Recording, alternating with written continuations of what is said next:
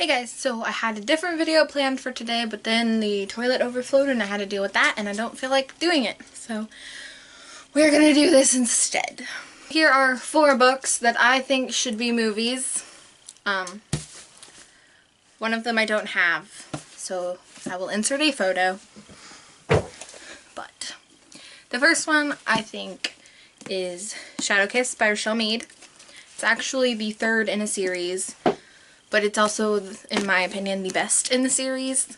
It has a little bit of everything, and I think it would do really well as a movie. The first one in the series actually is a movie. It didn't do so hot, which is why they did not continue to make the series, which is really unfortunate because this one is really good. And everyone should read this book at least once in their lives because it's amazing.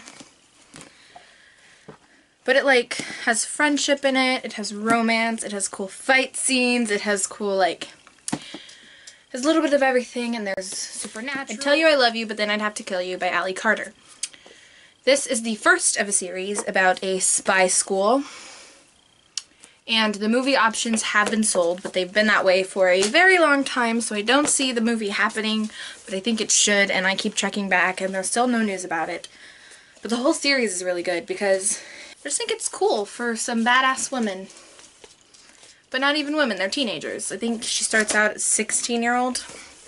In this one, she gets her first boyfriend who doesn't know about her world, so it's really cool. Okay, this one is Kissed by an Angel by Elizabeth Chandler.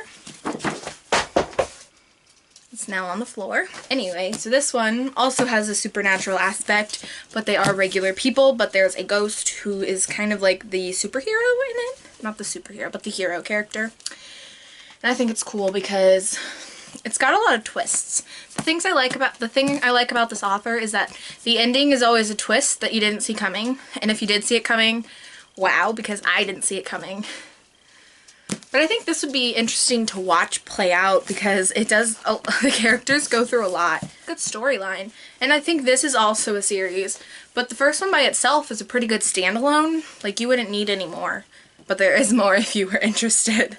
And the 4th one that I think should be made into a movie is called Eligible by Curtis.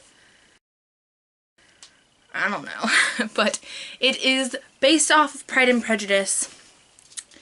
But it's modern, and it takes a spin where they end up being on a reality TV show, which I think was pretty cool, like a modern take, but like a really modern take on Pride and Prejudice.